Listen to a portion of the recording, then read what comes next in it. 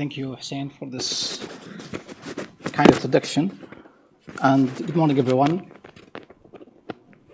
Just I'm fixing this. Sorry, guys.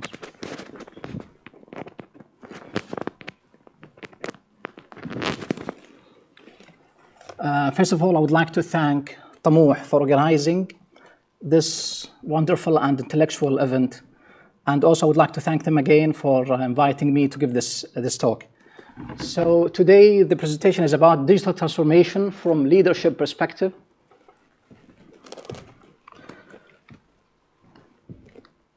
To set the stage, I would like to go briefly over some of the definitions of the DX.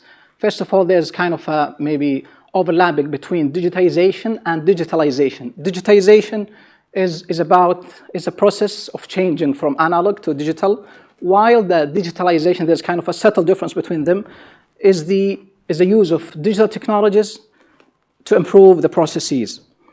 And the last part, the digital transformation, I just quoted a couple of definitions here. The first one is by Salesforce. Digital transformation is the process of using digital technologies to create new or modify existing business processes, culture, and customer experiences to meet changing business and market requirements. This reimagining of business in the digital age is digital transformation. So from strategy point of view, digital forces are reshaping 5 key domains. These domains describe the landscape of digital transformation for businesses. The first one is customer. Before, in the physical world, the industry or the market tends to be like a mass market. Customers seen as aggregate actors, while at the advent of the digital transformation, customers play an important role in the business. The second one is about competition. Before, or the classical way, it was happens within the industry itself. Let's say services, tourism, F&B, and so on. But after the digital technologies, those kind of boundaries become blurry, and the competition happens across even different industries, cooperate in some areas. The third domain or key element is the value. Before, the businesses was, or still some of it was about more market-oriented rather than customer-oriented in the new trend. The fourth one, which is very critical, the innovation. Now, in the classical world, the innovation was so expensive. It takes time to test, experiment, and do it over time. But with the advent of the DX, it becomes so easy to test, fail fast, and do trial and errors as much as you can. And this is, by the way, it's used in what's called the lean startup model, where you can test many times until you come up with the minimum viable product in a very short period of time. The last one is the data, which is most obvious. Before, it was really difficult to generate, create, and store data, but now with the digital technologies and the complementary industries, it became so easy, and you can create a massive amount of data that can be turned to an asset. Now we'll go briefly over some of the technologies that used in digital transformation. The first one is the artificial intelligence. So in a broad sense, or a broad meaning, AI is a big umbrella and it has some branches. The first one is, the definition of it is the programs with the ability to learn and reason like humans. Under the AI comes the machine learning, which is the algorithm of AI program with the ability to learn without explicit programming and can change when exposed to new data. This diagram, Anyway, this diagram below gives a simplified explanations of what the machine learning does. Basically, if we have 2 sets of data, negative and positive data, and we feed it into the learner, which is a program with the algorithms using a machine learning, the human teach and train this learner to be able by itself to categorize, predict, and classify data. At the end, of this task, the machine learning would be able to predict what's good and bad. That's one example. However, this actually is associated with the very hot topic, which is AI ethics. At the advent of the fourth industrial revolution, the physical world actually merges or meets with the cyber world. It means, in other words, there's kind of a very high interaction between the human and the machine, where the machine actually learns from the human. This has imposed kind of a consequences and implications in terms of like racism, biasing, and this is kind of an example.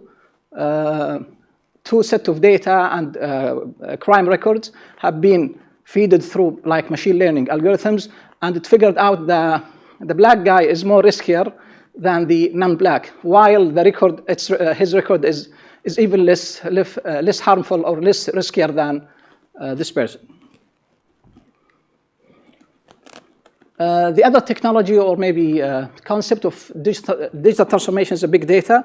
It evolves around three main characteristics. The first one, the variety of data, the volume. It generates a volume of data and the velocity. So even the pace and the speed of creating such huge data is very tremendous. This actually frame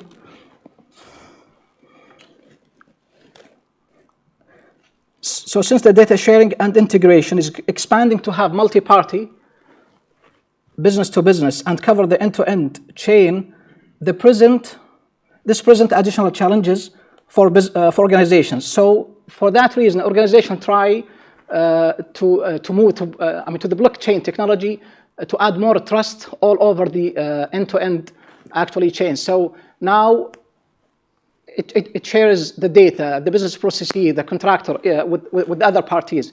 So they need a very decentralized system. There's kind of openness and trustiness in sharing all these data. Blockchain technology, its main job, it allows untrusting parties to create a permanent, unchangeable, and transparent record of exchange and processing without relying on a central authority. However, there's kind of a misconception of blockchain that's only related to digital currency or Bitcoin, but this is not quite true. It can be applied to many applications, the assets, contracting, real estate, even supply chain management, and data in general.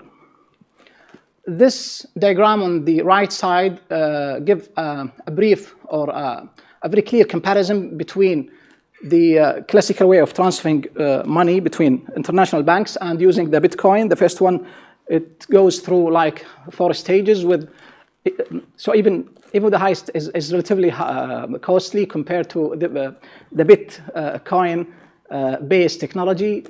It's time efficient and even a way cheaper than the classical one. This is due to the decentralized system using the blockchain technology. Now we move to the main parts of this presentation, which is about how to lead the transformation successfully in your business. One of the key elements to be able to lead the transformation very successfully is to have the right leader with the right style and skills. For that reason, IKEA 4 years ago, they hired kind of ex-Google and Samsung person. She's a lady, I guess. And she worked as a chief digital transformation.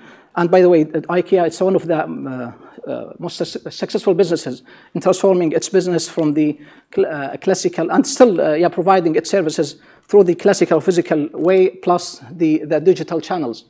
So adaptive leadership style, we mean that the leader should be able to adapt and thrive in the face of any challenges and risks that might face during the transformation journey. The second one is the dynamic behavior, being creative, proactive, and trying and able to influence the people inside your organization or even outside your organization. Strengthening current capabilities. Any changes, it will be connected with some changes, so you need to adapt to this in terms of resources and capabilities as well. Culture change. So the other word of transformation, as I see it, is a change. So if you need to embrace a change and ask the people that work with you to embrace a change, you need to change the culture. And one of the best model that gives like a clear framework for this is the Qatar model with its 8 steps. And stakeholder engagement, and this is really, it's important for the manufacturing company, specifically since you deal with multiple stakeholders, the suppliers, the clients, the regulators, the logistic company as well. Also, one of the elements that need to be taken care of during the change or leading the change of the transformation is the awareness of processes. Without knowing exactly what's happening inside your business organization, won't be able to decide which processes or business to be automated or transformed. Process automation, this is actually initiates to change some of the capabilities and the resources inside the organization to be or to accommodate the business. Infrastructure investment as well. You need to train your people, maybe equip the company or the business with some, let's say, data centers or digital-based equipment to be able to move forward in this journey. And the last thing is aspirations and leadership skill. Since you deal with people in this journey, so the dealing and inspiring people is it's a crucial element and part in this journey. So I will end up with this presentation by stating this quote: when an organization understands, communicates, and celebrates its equity is far better able to drive culture, and that all culture impacts. Thank you.